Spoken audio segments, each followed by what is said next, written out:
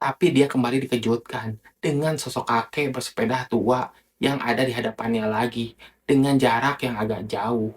Dia melihat sosok kakek goes nongol dari lubang atap dengan wajah yang hancur. Ucup pun berlari ke tanah tuh dari gubuk tersebut, sesuai dengan perintah gadis tersebut.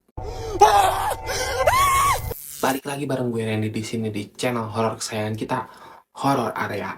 Ini tempatnya horor. Gimana nih kabar kalian semua? Semoga baik-baik saja ya, dan selalu dalam lindungannya. Amin. Kali ini gue akan bawain sebuah cerita horor nih, yang lumayan serem banget, berjudul Kakek Goes. Gimana keseruannya? Gimana kengeriannya? Yuk kita sikat sama-sama di Horor Area.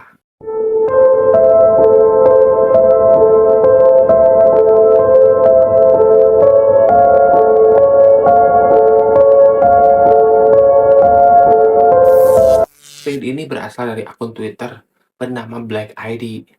Hati-hati kalau ketemu sosok kakek yang menggoyang sepedanya di area hutan sekitar Jawa Barat. Biasanya waktunya dekat-dekat waktu maghrib tuh. Kurang lebih di angka jam 6 lah pokoknya. Karena yang mendahului bakal ketemu lagi tuh di depan. Dan terus berlanjut seperti itu. Dan tersesat jauh dari tujuan lo. Tersesat sampai matahari terbit kembali. Itu pun kalau kamu beruntung. Kalau enggak, berminggu-minggu lo di hutan atau bahkan bisa mati di hutan tersebut. Cerita ini berasal dari narasumber yang tadinya ingin speak up. Mereka lah yang terkena teror kakek goes. Sosok kakek goes dengan sepeda tuanya yang seringkali diperbincangkan berada di daerah hutan di sekitar Jawa Barat.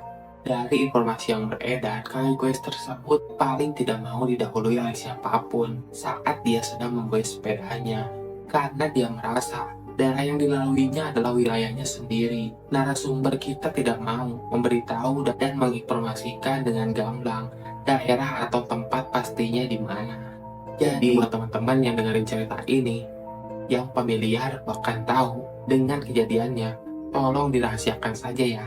Jujur nih gue juga merinding tuh ngedengar cerita tersebut. Narasumber pertama sebut saja dia Ucup. Pria tersebut berumur 35 tahun, bekerja di warung kecil di pinggir jalan. Warungnya tak terlalu jauh tuh dari lokasi hutan tersebut. Seperti biasa, setiap pagi Ucup pun berangkat tuh dari rumahnya menuju ke warung untuk menyiapkan barang dagangannya seperti air mineral, snack, dan lain sebagainya.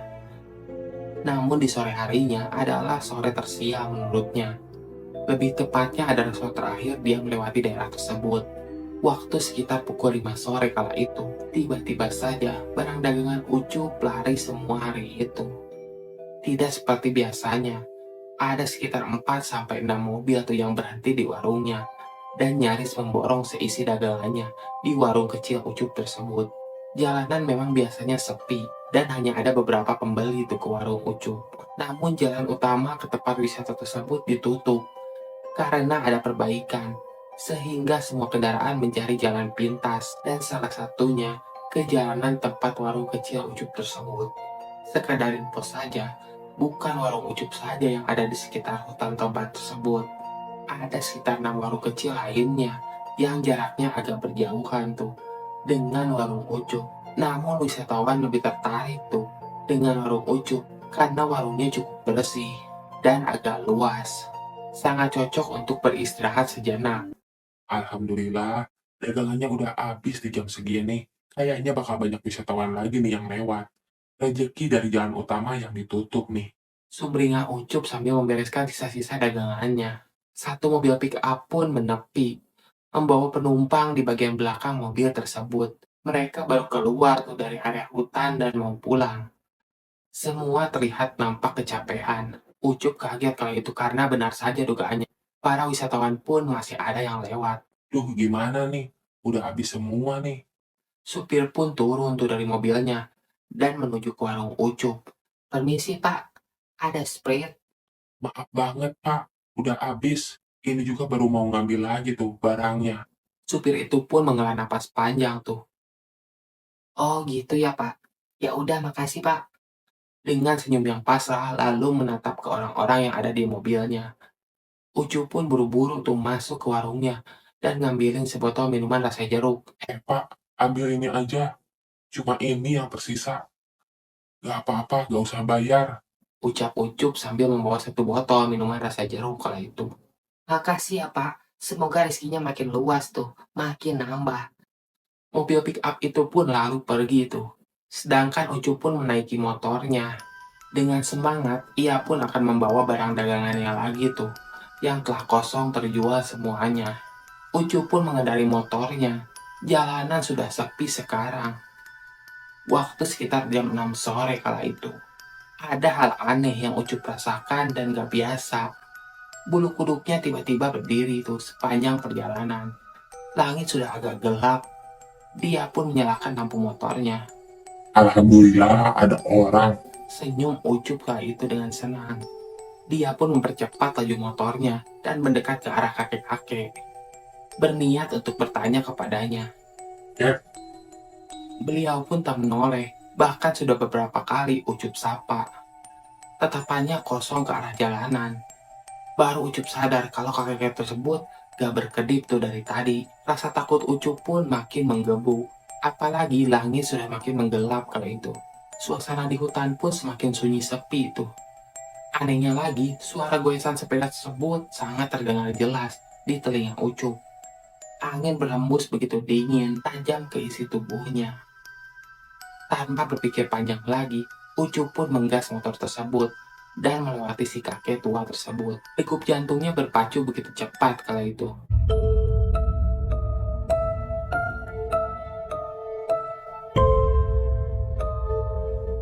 Beberapa menit kemudian, Ucup menghela napas karena akhirnya bisa tuh melewati kakek yang menurutnya aneh tersebut.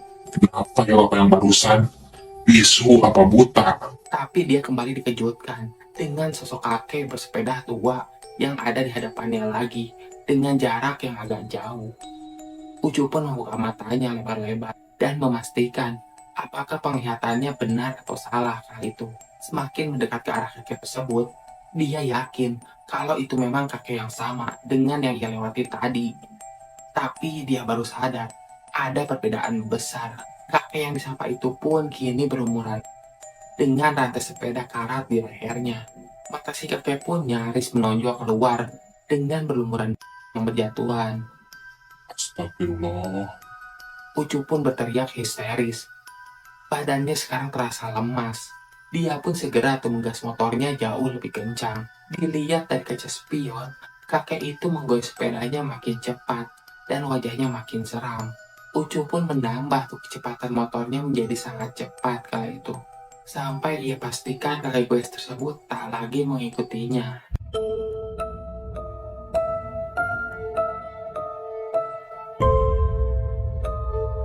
Sudah sekitar 1 jam, Ucup mengendarai motor tersebut, tapi tak jua sampai. Jarak yang biasa Ucup tempuh hanya sekitar 20 menit tuh ke area ramai dekat rumahnya dan ke gudang pengambilan barang dagangannya tersebut. Ucup pun berhenti tuh di pinggir jalan dengan napas yang naik turun. Perasaannya makin resah. Dia segera ngecek HP-nya kala itu. Rupanya waktu sudah menunjukkan setengah 7 sore. Ucup pun melotot kaget dan menatap ke langit yang sudah gelap. Keringat dingin bercucuran. Ucup pun kebingungan harus melangkah kemana lagi. Ucup pun berucap dalam hati. Selama 1 jam ini saya muterin hutan ya kayaknya. Ucup kembali ngecek layar HP-nya. Tidak ada jaringan di sana. Mau gimana lagi? Cobain aja terus sampai bisa pulang. Saat mau menyalakan motornya, tiba-tiba saja motornya pun tidak menyala tuh. Kenapa lagi sih ini motor? Lagi darurat seperti ini malah mogok lagi. Angin bergerak kencang membawa dedaunan sampai dahan pohonnya terbang. Ucup memutuskan untuk berteduh tuh di bawah pohon di pinggir jalan. Suara angkat kaki tiba-tiba mendekat ke arahnya. Ucup pun tak berani memalingkan badan kala itu. Suaranya makin mendekat saja. Kini suara tersebut dibarengi dengan suara gesekan besi itu. Ucup pun langsung teringat muka kakek goes tersebut. Itu si kakek yang gue sepeda tadi kan? Rantainya dikalungin, Ucup makin panik dan gemetar.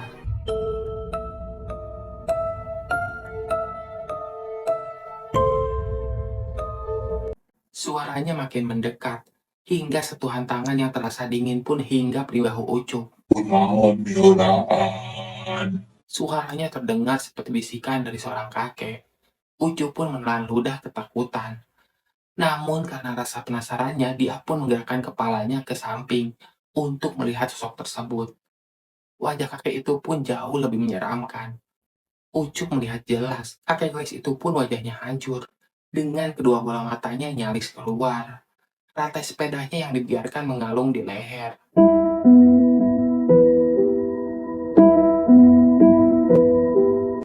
Apa salah saya? Kenapa mengikuti saya?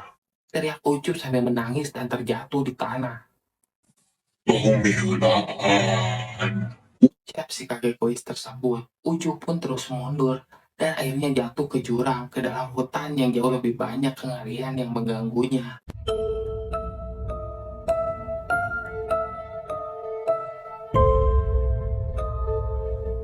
Ucup pun diteror kakek goes tersebut semalaman di dalam hutan. Ucup pun terus tuh dikejar dengan suara kayuhan sepeda yang nyaris membuatnya gila kala itu.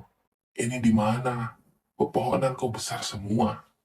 Gemetar suara Ucup ditemani suara semilir angin yang ada di sekitarnya. Pembelaan. Gemas suara kakek goes tersebut seisi hutan terdengar tuh begitu nyaring. Ucup pun berlari sampai terjatuh. Kakinya yang tersandung bebatuan pun sampai lututnya berdarah. Ucup pun melewati sungai. Sedangkan yang dia tahu, area sungai itu agak jauh dari lokasi hutan tersebut.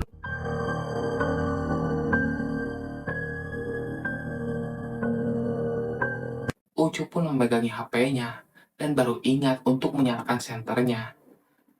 Dia melihat sebuah gubuk tua. Semoga di rumah tersebut ada orangnya.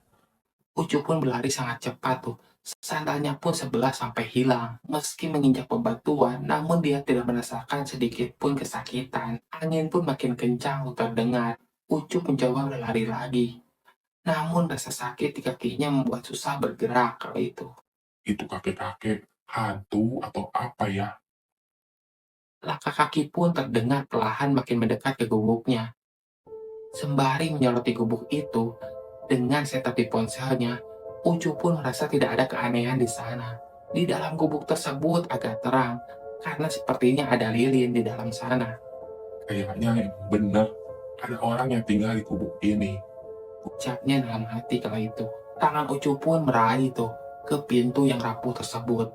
Saat ia mencoba untuk mengetuk pintu, namun di satu ketukan pintunya, pintu tersebut malah terbuka lebar. Ucup pun terkejut, namun dia kembali dikejutkan dengan sosok gadis kecil yang tengah duduk di kursi menghadap ke lilin di meja tersebut. Ucup pun terkejut melihat wajah pucatnya. Bulu kuduk kembali berdiri dan tubuhnya gemetar seketika. Ada apa, Pak? Nyasar ya? Tanya gadis kecil tersebut dengan tatapan yang kosong. Iya, Neng. Bapak nyasar dari jalan raya. Gadis kecil itu pun bangun tuh dari duduknya dan kembali mendekat ke Ucup. Masuk saja, Pak. Tunggu sampai pagi hari, baru pulang. Sekarang udah gelap banget, nggak kelihatan apa-apa. Ucap gadis tersebut lalu membuka pintunya dengan lebar. Sejak itu pun Ucup berpikir kalau gadis ini memang benar manusia. Ucup pun masuk ke dalam gubuk tersebut. Dia sudah nggak tahu harus pergi kemana lagi dan bingung harus berbuat apa.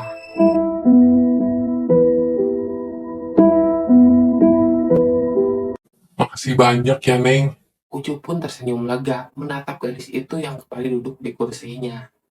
Sementara itu, Ucup hanya duduk di lantai kayu tuh. Suka kopi, Pak? Tanya gadis tersebut tanpa menatap ke arah Ucup. Ucup pun segera mengangguk. Mendengar namanya saja, isi kepala Ucup langsung terasa rileks kala itu. Suka, Neng. Tapi nggak apa-apa deh. Jangan ngerepotin. Nggak kok, nggak repot, Pak. Santai aja. Ucup pun kebingungan. Namun rasa penasarannya tak sampai untuk mencari tahu siapa gadis kecil itu. Dan sedang apa. Tiba-tiba perut Ucup pun terasa sakit. Neng, ada WC di sini. Ikut ke WC dong. Ucap Ucup kala itu sambil memegangi perutnya yang kesakitan karena mules. Gadis kecil itu pun lalu menatap mata Ucup dan menutup mejanya dengan selembar kain batik lusuh tuh. Ada Pak di belakang, tapi hati-hati ya, Pak. Sukaan kakek itu WC-nya. Eh, Tapi goes, Neng. Jadi Neng juga diteror. Dia pun mengangguk pelan. Kalau ada apa-apa, buru-buru aja balik lagi ke sini ya, Pak. Ucup pun pergi ke belakang gubuk, membuka pintu dapur langsung menuju ke alam bebas tuh. Terlihat langsung sebuah bangunan kecil dekat sumur yang merupakan jamban atau WC tuh. Perasaan Ucup tak enak kala itu. Namun berkali-kali dia pun meyakinkan diri karena gadis kecil tersebut. Langkah yang ragu pun membawanya ke WC tua tersebut. Ucup masih membawa HP-nya yang digunakan sebagai senter. Dia pun masuk tuh ke dalam WC tersebut dan jongkok di toilet itu. Beberapa menit kemudian, Ucup pun mulai kepikiran. Anak gadis sebesar itu tinggal di dalam hutan sama siapa? Ibu bapaknya kemana malam-malam ini? Itu anak apa nggak takut? Pikir Ucup kala itu.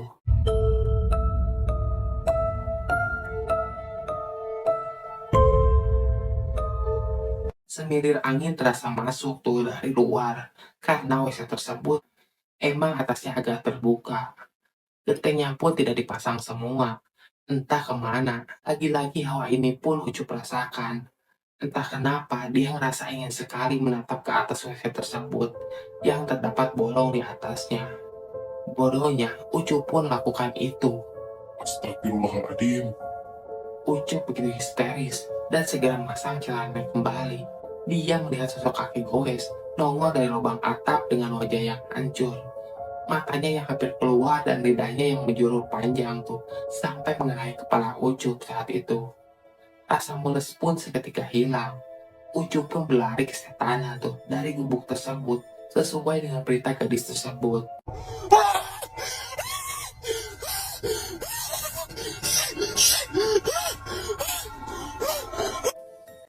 Neng.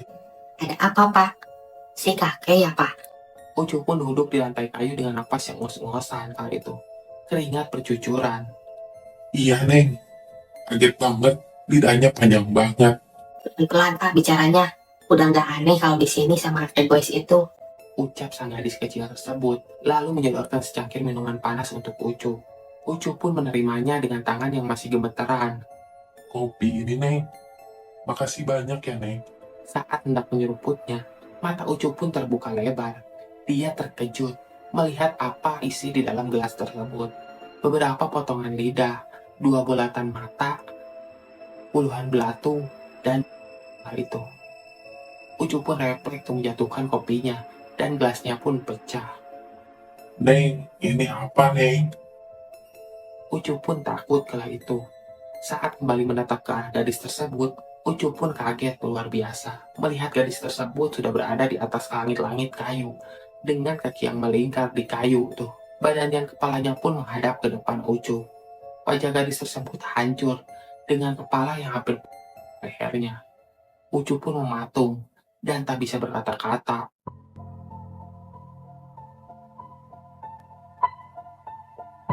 Gadis itu pun tersenyum sambil taringnya terlihat tuh. Bapak mendalui kakek ya. Tanyanya seram sambil diiringi tawa yang nyaring kala itu. Ucup pun segera keluar dari gubuk tersebut dan di depannya sudah disambut oleh kakek goes tersebut dengan wajah yang hancur.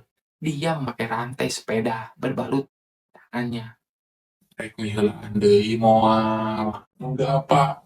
Enggak. Ucup pun gemetaran kala itu. Dia segera berlari tuh, mencoba menjauhi kedua sosok tersebut. Semalaman Ucup berlarian sambil membaca doa, mengharap bisa keluar dari hutan tersebut.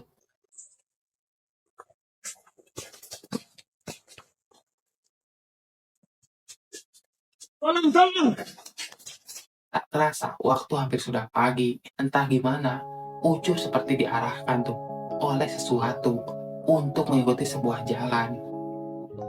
Dan benar saja, Ucup pun bisa keluar dari hutan tersebut dengan tubuh yang lemas dan tak berdaya. Dia pun duduk di pinggir jalan dengan napas yang ngos-ngosan dan wajah yang pucat. Ucup pun pingsan tuh saat itu dan tak sadarkan diri. Lalu ditemukan oleh pengendara lain yang lewat di jalan sana. Setelah kejadian itu, Ucup pun pingsan selama 6 hari, tak makan dan tak minum. Ucup pun tak berani lagi tuh untuk melewati area hutan tersebut. Penyesalan selalu datang di akhir. Begitulah kata-kata yang selalu Ucup ucapkan setelah mengalami kejadian mengerikan tersebut.